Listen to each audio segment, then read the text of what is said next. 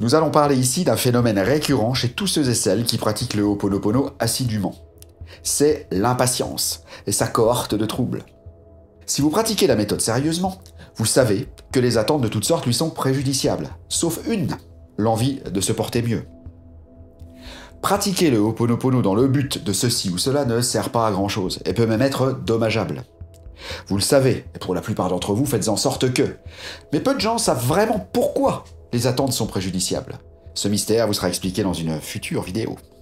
Le socle sur lequel le Ho'oponopono repose est de prendre la totale responsabilité de tout ce qui nous arrive, que les causes émanent de cette vie-ci ou des précédentes.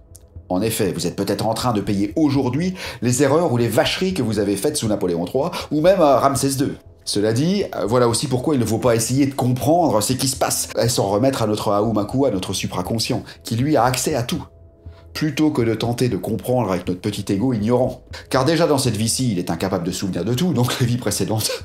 Le Ho'oponopono dont il est question ici efface les mémoires dans le subconscient et ce processus est automatique et quasi instantané. C'est-à-dire que votre Unipili, votre subconscient, se verra allégé de mémoires qu'il emmagasinait depuis des éons et qu'il matérialisait sous vos yeux. Pour lui, ces mémoires seront parties. Et une fois parties, c'est comme si elles n'avaient jamais existé. Et ce, en un clin d'œil.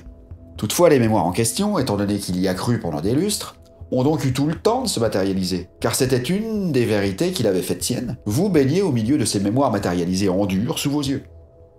Et quand on parle de matérialisation, ça veut dire quoi? Ça veut dire que les vibrations de votre subconscient ont ralenti suffisamment d'énergie universelle pour qu'elles se modèlent selon votre carte du monde intérieur et deviennent accessibles par vos 5 sens. Ce processus, comparé à l'immédiateté de l'univers, est fort lent car engourdi. Notre dimension humaine est très lourde d'un point de vue spirituel, car bien basse comparée à l'ange que nous sommes lorsque nous ne sommes pas incarnés. Nous possédons un corps de chair et d'os qui est extrêmement encombrant, massif, dur à bouger, comparé à la vélocité de l'âme, notre nature angélique. L'énergie universelle doit faire le saut de l'ange, si j'ose dire, afin de se mettre à notre niveau astral qui est à peine plus haut que ce fameux bas astral que les médiums peuvent percevoir et qui sont des créatures abominables, énormes, lourdes et belliqueuses qui cohabitent avec nous en ce moment même et à l'endroit même où nous sommes physiquement. Mais sur d'autres plans de conscience, c'est terrifiant. Il faut donc du temps à la substance informe pour prendre forme selon les directives que notre subconscient lui impose. Directives qui sont un autre mot pour dire croyance, mémoire et karma. Pour ce qui fait partie intégrante de notre monde, ce que l'on considère comme immuable, tant c'est ancien et incrusté, tel notre niveau social, notre pays, notre culture, nos revenus, notre langue, etc. Le subconscient a eu tout le temps de matérialiser tout ça, car ça remonte à notre petite enfance, voire aux vies passées. Toutes les années que vous avez derrière vous ont non seulement servi à créer votre réalité, mais aussi à la justifier, l'entériner, la recréer. Chaque fois que vous la viviez et affirmiez avec le cœur vos vérités que vous aviez vous-même rendues universelles, bien que ce ne soit pas le cas, telles que « je suis un ouvrier, je suis pas fait pour gagner de l'argent ». Je suis pas fait pour être patron, c'est pas mon truc. Je suis rancunier. Mes parents étaient diabétiques, donc moi aussi cette famille. Les riches sont des salauds, je suis content de ne pas être riche. Les autres religions sont des hérétiques. Mes parents étaient forts, donc je ne serai jamais mince, etc., etc., etc. Or, lorsque vous nettoyez assidûment ces mémoires avec le Ho'oponopono, le subconscient se trouve débarrassé de ces croyances inutiles. Et ce, très rapidement, comparé au temps dont il a disposé pour les matérialiser. Et ce qui se passe alors, c'est que vous vous retrouvez au milieu d'un monde qui, en l'espace d'une nuit, vous est devenu plus ou moins un étranger. Eh oui, ce monde que vos anciennes mémoires avaient matérialisé existe toujours, mais vous n'y croyez plus, puisque ce qui en était à l'origine, donc les mémoires, viennent d'être effacées. Vous avez donc l'impression d'être parachuté dans un monde que vous trouvez tout à coup hostile, débile, immonde, ou tout simplement étranger à ce que vous êtes devenu. En gros, vous avez le cul entre deux chaises. Votre réaction peut donc être très vive, très violente, et vos émotions aussi. Vous risquez de déprimer, même très intensément. Tout à coup, vous avez l'impression que non seulement les choses ne se sont pas améliorées, mais en plus elles semblent avoir régressé, empiré. Alors qu'en fait, les choses n'ont absolument pas bougé. C'est simplement vous qui venez de vous élever. Donc si vous vivez ce genre de truc, célébrez-le. Même si vous avez envie de tuer la terre entière, de chialer, de déprimer, ceci est le signe que vous avez évolué.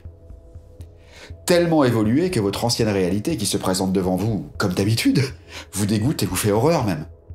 Ça me fait penser au mec marié, vivant dans une routine familiale étouffante où l'amour s'est érodé au quotidien, et qui rencontre tout à coup une nouvelle femme dont il tombe immédiatement amoureux.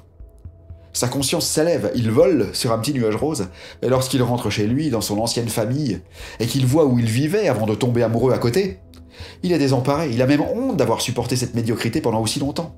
Pourtant son ancienne réalité n'a pas changé. Lui seul a évolué. Donc vous ne régressez pas, c'est tout le contraire, vous évoluez. Et dans ce cas-là, que faut-il faire à votre avis? Eh ben oui, continuez votre nettoyage, peut-être encore plus intensément qu'avant, en gardant à l'esprit que cette réalité que vous aviez faite vôtre a mis du temps pour s'installer. Car comme dit ci avant, notre dimension est très lente et empotée. S'il faut du temps pour matérialiser, il faut aussi du temps pour dématérialiser. Bon, heureusement, il faut beaucoup moins de temps dans ce sens. Je veux dire par là que si vous avez 50 ans et que ça, vous avez l'impression de patauger dans la même réalité depuis 30 ans, le même marasme depuis 3 décennies, vous n'aurez pas besoin d'attendre l'âge de 80 ans pour apprécier votre nouvelle réalité. Ça ira beaucoup plus vite. Et cette rapidité sera exactement proportionnelle à votre détermination dans le nettoyage et votre stabilité émotionnelle en poursuivant malgré l'apparente régression. Plus vous célébrerez et persévérerez dans la voie du nettoyage, plus vite cette réalité infâme se dissolvera, et ça peut parfois être très rapide.